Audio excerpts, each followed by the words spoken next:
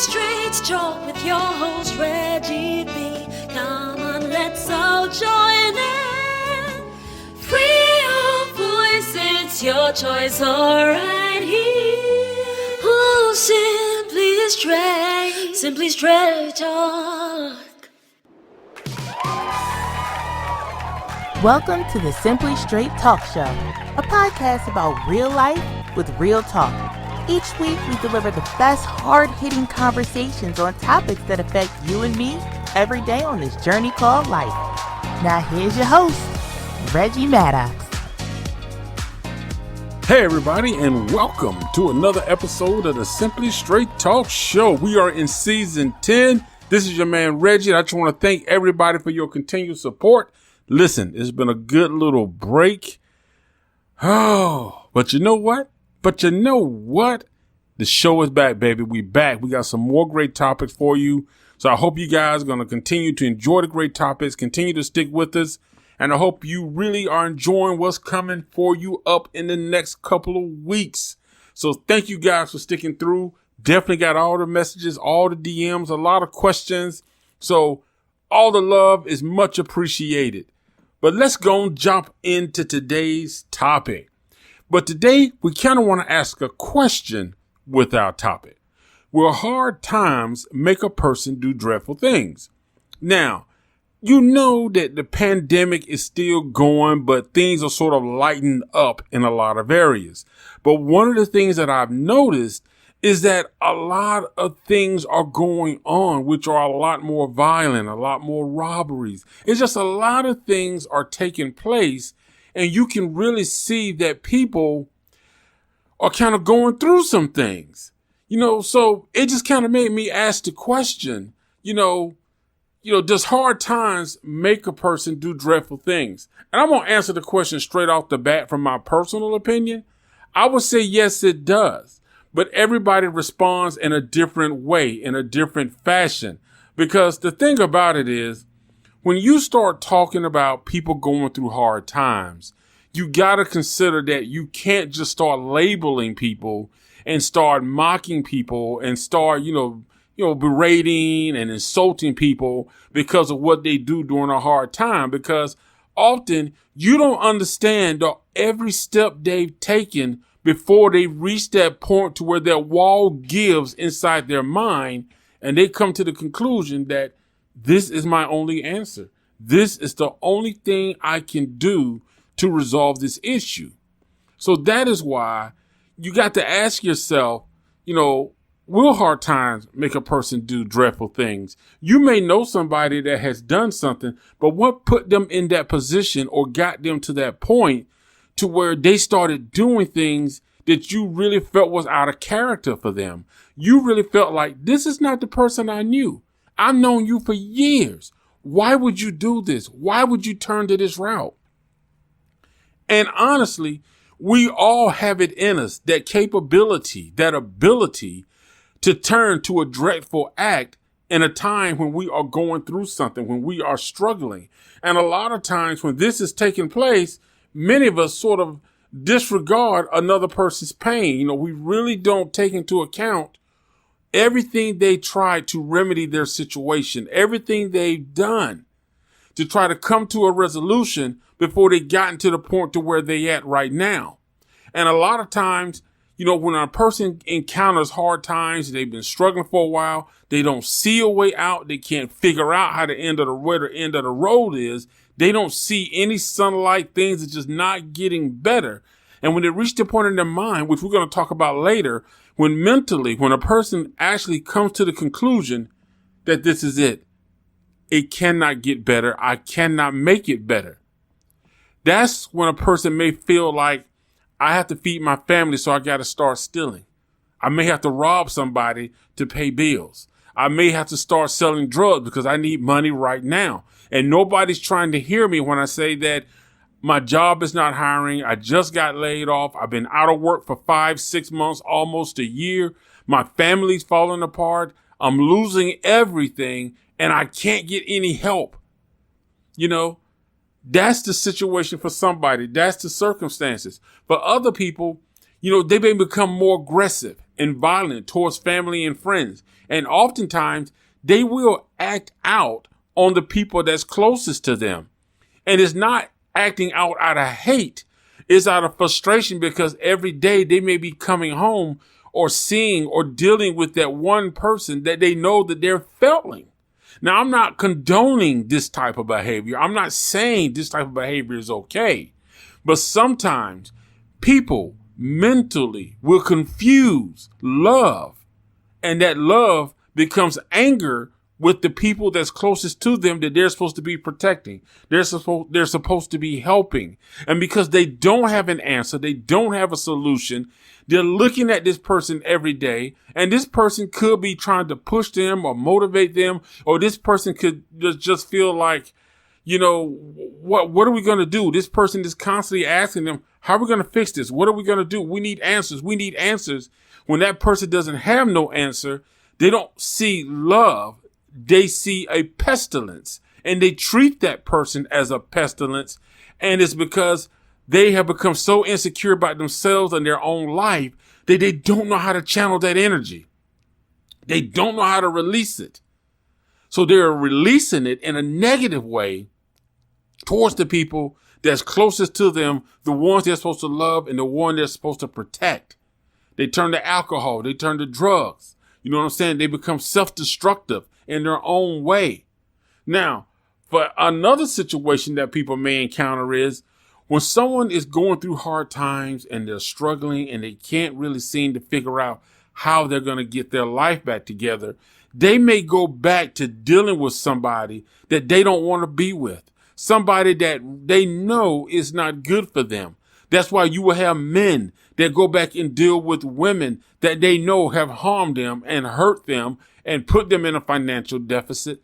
But they're going to these women because they feel like maybe I'll get some kind of emotional upliftment. I'll get some kind of feeling that I'm a man still by dealing with this person. And some women will do the same thing. They'll see the man as, an easy way out of a situation. I need help here. If I go back with this person, at least I'll be able to get some help until I can get back on my feet or till I can get back stable. At least this would be something to hold me over and tie me over in the event and hopefully that my situation changes. And it's the same thing with men. Men do the same thing with women. They're going through something, so they go and get with this woman and they're thinking like, okay, if this can just hold me over, if I can just endure this, I can't stand this person. I know they're not good for me. But men and women will do that. They will go back to a source that's not good for them, thinking that that source is going to help them. And really, it does more damage than it does good. Because everybody is looking for some way to deal with the hard times and the struggles that they're in. And when people get into situations to where they're having hard times, they fall back and they do dreadful things. Going back into a relationship that you knew was toxic and unhealthy can be a dreadful thing for somebody, because you're going back to this person to where, whether you're a man or a woman, sexually, you feel like in order to maintain this convenience that I need from this person, I'm going to have to give myself up sexually. I'm going to have to interact with them intimately. I'm going to have to flirt with somebody that I can't stand. But they're a convenience right now that I feel I need. Okay? You feel you need this convenience. So that's why you tolerate that person and you offer your body to that person. When people are going through something that is a challenge to them, that is a real struggle in their life, that is putting them in hard times to where they can't pay their bills. They're coming home every day looking at their children who are going without. They can't put their children through a dance program. They can't get their wife nice things. The wife can barely do for herself. She can barely do for her kids. Her daughter wants to get this nice hair and makeup, but the husband and wife just simply can't do it because the money is not there. They're doing everything they can. A single father and a single mother is in the same situation where they're trying to make a home with nothing. and now they're tired. And now that wall inside their head that tells them, that separates the acts that are criminal, the acts that are dreadful, that wall is starting to give, because they're now saying that the only way I can do this, I'm going to have to let that wall fall down. I'm going to have to go. Maybe a person stopped being a stripper. They wasn't stripping anymore. So now you know what they do? They go back to stripping. You got some women that were maybe porn stars. They got out of the porn business. But all of a sudden, the money wasn't coming as fast. It wasn't coming as quick. So that's why they go back to it. That's why they get back in it, because that's what they feel like they want to do. But how do you deal with that? How do you deal with the fact that you're in hard times and now you can't see the legitimacy of things working out by doing things in a legal and right way, and you feel like the clock is ticking on your house, on your rent, the eviction notices are coming, the cutoffs are coming, the car can't get gas, you can't pay the car note, your children are hurting, your family is struggling. In your mind, your world is collapsing. And when you try to tell other people what's going on in your world, they don't understand.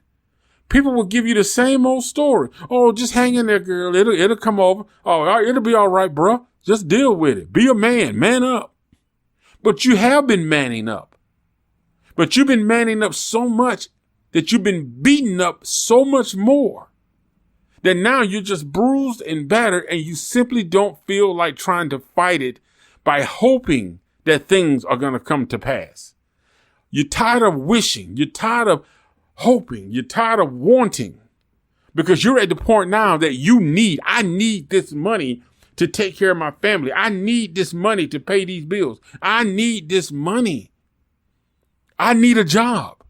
I need a car. I'm going to lose my wife. I'm going to lose my husband. I'm going to lose my kids. When hard times comes, a person's mentality changes.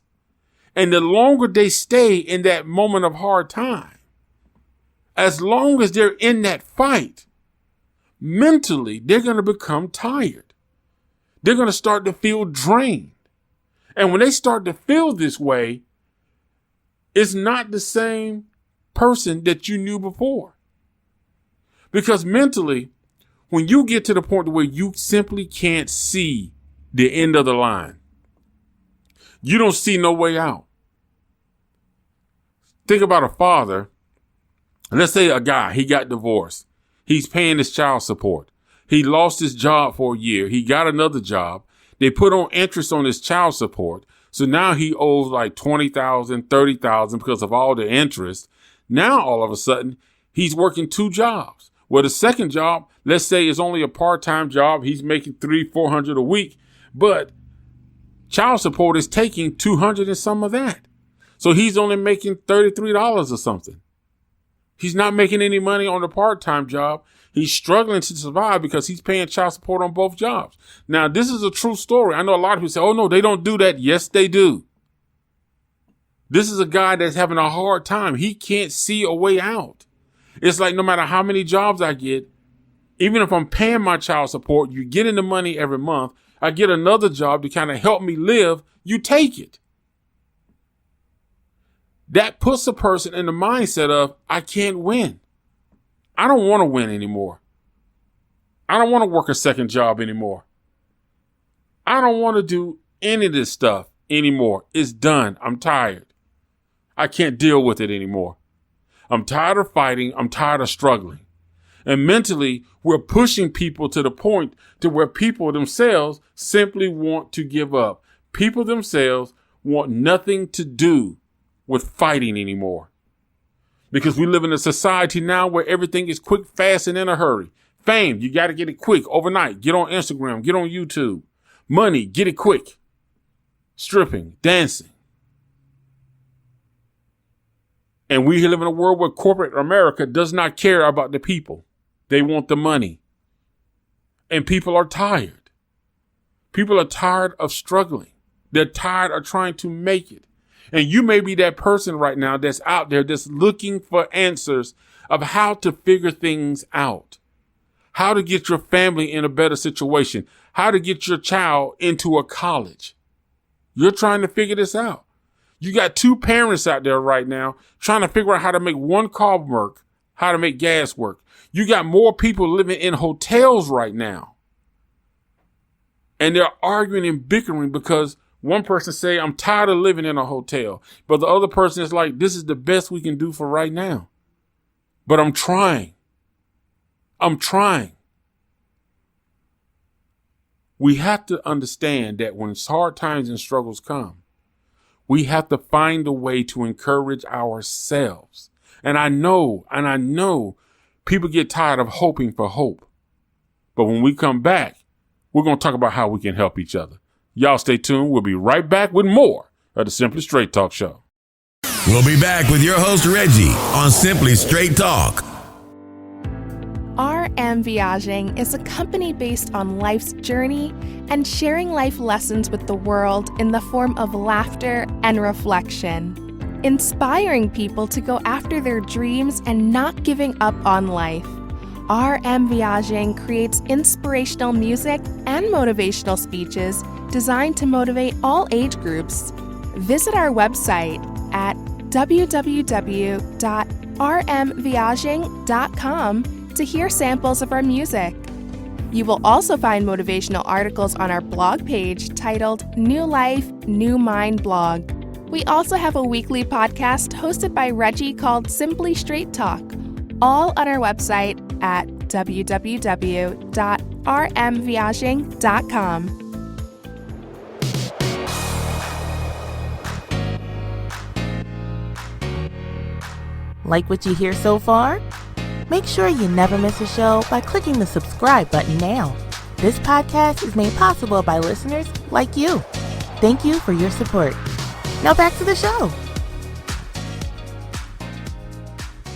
Hey, everybody, and welcome back to the second half of today's show.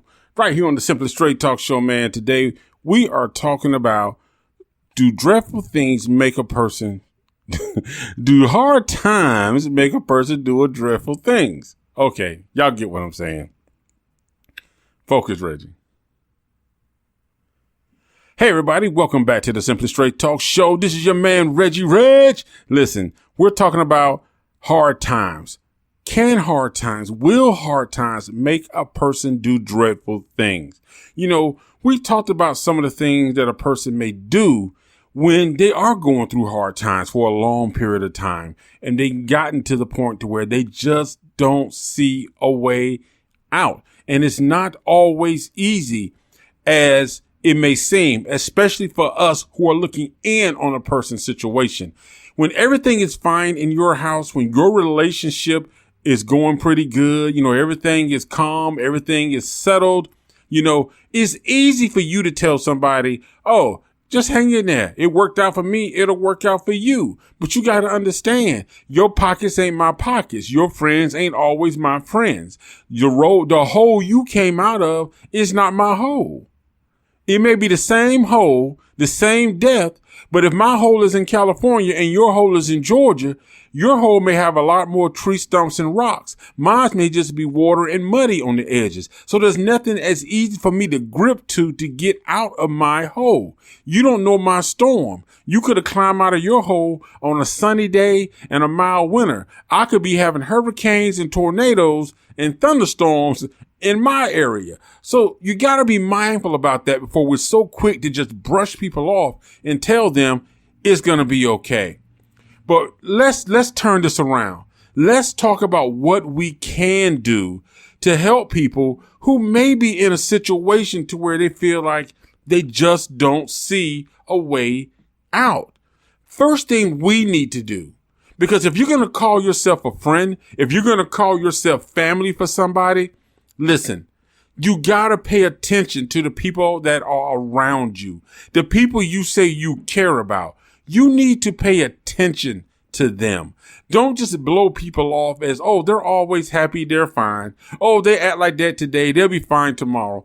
You got to pay attention to the people that's around you. Be observant of things about them, because that's how you learn about people. That's how you know when to ask a person, are you okay?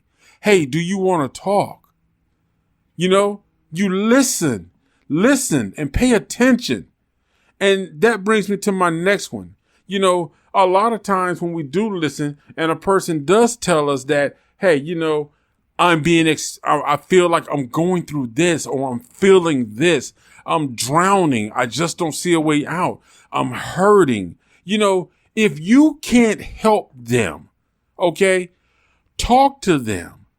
Try to understand what steps they have taken and be a good person, because you may not always have the money if somebody needs money. Sometimes people just need guidance. So help them do the research to find the places that can possibly help them. Now, not saying that they're going to take your advice, but at least do your part and give them alternatives. If a person is having trouble connecting with a certain organization to get their credit fixed, to get this done, if you know somebody that knows how to fix credit, ask a question, get some answers, and come back to them. Get them different things they can try. Offer solution-based or even recommendations that you yourself have went and kind of researched for them, or if you have the knowledge, share it with them. Don't leave people out there on an island all alone with the 3 basic words of, you okay, you'll be okay. Don't just tell people you'll be okay. Give them a lifeline, give them a rope, something they can use to kind of pull themselves up. Even sometimes people just knowing that somebody else is willing to research and look into things and come back with answers makes them feel so much better and hopeful about life and their situation. Because sometimes they can be in such a panic that they're just overlooking things. But if you can shed some insight and information and knowledge to them to help them be better, do it. Don't just leave them with blank, empty, vague words of fake, insincere encouragement. Next, at least be an ear for them to vent to, because sometimes you don't need to have all the answers. If a person is hurting, they're feeling a certain way inside, they're feeling down on themselves, they're feeling discouraged, they're feeling beaten up, they feel like the world's against them. Sometimes they just need somebody to vent to. They just need somebody they can just pour it all out, get it out of their system. But what you need to do is just be able to listen. Don't sit there and criticize them. Don't sit there and mock them. You know, just be that ear for them. But always end it with something positive. Find a good gospel song. Pray with them. But do something so that the conversation is where they get all of that out of them. But also you want to make sure that you don't carry that with you. And I think that's the thing a lot of people have a problem with, is that when they do allow people to vent or they listen to people's problems, they sort of let that weight fall on them. You have to leave that weight on the floor. They got that weight off of them. They feel better. They vented. They've had a discussion, but you don't carry that with you. You just sit it to the side. You know what I'm saying? Don't carry that weight. All you do is you listen, you hear. Then if you can go back to steps number 1 and 2, where if you figure out like, hey, you know what? I heard about this person who can help this person with banking issues. Maybe I can put them in connection with each other. That's the extent. You're just offering insight. You're not carrying the weight. Understand there's a difference between connecting somebody to resources that can possibly help them versus you taking the weight on your shoulder and carrying their load. I don't want you to do that. That is not your responsibility. You're just simply there to be an ear, to allow them to vent. So make sure there is some type of positive form, positive outlook, positive energy to end that conversation. That's why I say prayer is good. If they're trying to put the weight on you, they're just venting. But if you feel like you're taking on the weight, I think prayer is a great way to put that weight on God, who asked you to give it to him. Lay your burdens on him. Meditation is a good way. Meditate to some positive energy, some positive thoughts, some positive music.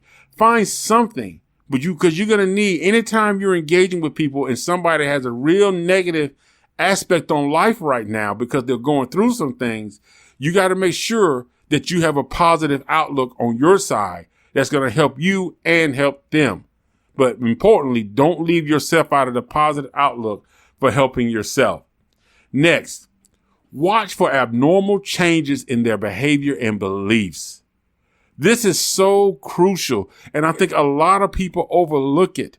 Oftentimes, when a person has really been struggling through hard times, one thing they'll do is their beliefs start to change. This is a person that believed in God. Now they're on the fence about God, okay? Because they're struggling not only with their spirituality, they're struggling with their physical aspects of life. They're struggling with their home life. So they're questioning everything, okay? Look at that. A person who is normally calm has become more aggressive. They're becoming a little more violent. Pay attention to how a person changed. Are they snappy all the time now? Are they more bitter? Are they becoming more of a bitter person? Are they becoming a loner?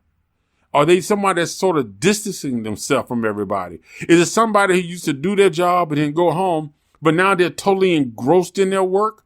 Or is it the complete opposite? Somebody who was normally really engrossed in their work, really detailed, really on point about their work, now they're sort of lackluster about it. Like, I'm not feeling it. I don't care. You got to pay attention to things. Do they lose interest? Do they seem less excited about life? Things they were passionate about before, they're not passionate about. Try talking to them about some things that they really love and enjoy talking about, and see if they still have that passion for it. If they don't, that may tell you that something is going on. A person will always reveal to you how their life truly is, but all you got to do is pay attention, listen, be an ear, and just be observant to abnormal changes in their behavior about their beliefs and things they want to do. But also, the key thing is be there for each other. Be there for each other. Hey, we're going to be right back after this short break, and we're going to talk to those who are going through something. We're going to talk to you about what you can do if you're going through hard times. Free your mind, free your voice right here on Simply Straight Talk. Hey, are you looking for some great music, upbeat and with a positive voice? Well, the song I Stand With You is exactly what you need. This timeless song has a pop version sung by Audrey Carmel.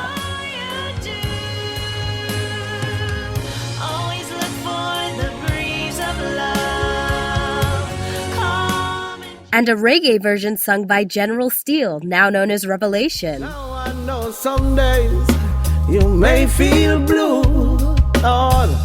Trust in your greatness to see you through. These songs are now available on iTunes and other digital platforms for download. Don't miss out. Get your copy today. Give life your best, and I know. Are you ready for the straight truth? Reggie, what's the final word for today? Hey, everybody, and welcome to the final thoughts of the day's show. Man, today we talk about do hard times make a person do dreadful things? Man, I've been screwing that up the whole show. Listen, that's what happens when you've been on break for a while. But anyway, focus. The thing about it is, if you are going through a hard time, and trust me, I'm not some rich person sitting there trying to tell you that life is all easy, life is all grand. You know what I'm saying? I've been homeless. I've been in my car, and I never forget how hard it is trying to come up out of a situation. I know what it's like to live in your car. I know what it's like to sleep on the streets. I know what it's like to be divorced and trying to get your life back together and trying to get out of debt. I understand all of that. So trust me when I say I've been through it. So I understand it. You know what I'm saying? And you never truly get out of it. Because once you get in that mindset, if you're not careful, you'll be stuck there and you'll feel like you can't see a way out. But I want you to be hopeful. And if you are dealing with hard times right now, don't be afraid to reach out for resources. Be mindful about what's going on. Use the internet. If you don't have the internet, go to a public library, man. Look up resources to help you. If you need help with your credit, if you need help with your kids, don't be ashamed about therapy. Use the resources around you. If you have good friends or family, make sure you're getting the best out of them by not always depending for money, but try to put yourself in a position to where you're getting help that's going to be positive and that's going to help you get to the next level in life. But the key thing is your mindset right now, how you feel about you, how you think about you. That's what's going to make the difference. Because when you've been in hard times so long, it is so easy to get down on yourself. It's so easy to doubt yourself, not believe in yourself. It's so easy to smile in everybody's face while you're totally self-destructing, crying on the inside. You got to understand that you do matter. You're important. Believe in yourself. And yes, you gotta do this yourself, because no matter how many people tell you that everything is going to be okay or you can do it, until you change that within you, you're not going to feel it. And if you don't feel it, you're not going to believe it. What's important is what you believe, not what other people believe about you, but what you believe about you. I challenge you. First thing you got to do is change the things and the narratives that's around you. Positive music, positive movies. Don't get caught up in these self-loathing, destructing videos you find on YouTube. Find stuff that's going to make you laugh. Find things that's going to empower you. If you believe in God, get into your prayer. If you pray once a day, pray twice a day. You pray twice a day, pray 3 times a day. You pray 3 times a day, pray 4 times a day. Find people that you know that you can talk to that's going to listen to you. People that's going to embrace you with positive energy. That's what you got to do. And you got to believe in yourself. That is the key thing to it. It is your mind. You have to get your mind to a place to where you see that you can work through this. And I understand what it's like when it's cloudy and you standing in the edge of the storm and you cannot see the other side because it's all rain, hail, and debris falling everywhere. You got to believe in yourself. And I know, trust me, I know what it's like to worry. I know what it's like to just want to sleep because you don't want to deal with your own thoughts. You don't want to deal with the day. You just want to sleep time away. Make the most of your time. But like I say, it all goes back to your mind, what you think about yourself, how you feel about yourself. You got to create a positive world around you. That means anybody who's talking to you and all they're doing is putting in negativity, you have to get away from those people. You cannot let yourself be engaged in their conversations. You cannot engage in negative stuff. You got enough negativity in what you're trying to resolve. Find positive energy, positive vibes. If you're on social media all the time, find things that are positive. That's the key. You got to reinvent positivity in your life. It is urgent. It is important. If you don't reinvent positivity, if you don't reinvent the way and the people that you have around you in your circle, then you're going to continue to feel the way you feel. Because we need you to survive. There are people who need you to come out of this, not because they need something from you, because you matter. You're important. You have a place in this world. If nobody tell you that, I'm telling your ass right now, you have a place in this world. You belong here. You deserve good things. You deserve love. You deserve happiness, and you deserve peace. So don't ever tell yourself or talk yourself out of it. It's yours. It's yours. All right, fellas, ladies and gentlemen, that's it for today's show. But I mean everything that I have said. Y'all be cool. Y'all stay tuned. We back on our regular schedule now. So y'all gonna be getting these shows. So y'all stay tuned. Y'all keep tuning in. Much love and respect. All from the Simply Straight Talk Show to all of the wonderful loyal listeners. And to the new listeners, thank you for tuning in, man. Much respect. Thanks for joining us this week on the Simply Straight Talk podcast. Make sure you visit our website at rmviagem.com, where you can subscribe to the show on iTunes, Libsyn, SoundCloud, or Spotify, so you'll never miss a show. While you're at it, if you found value in the show, we'd appreciate a rating on iTunes, or if you'd simply tell a friend about the show, that will help us out too. Thank you, and see you next week.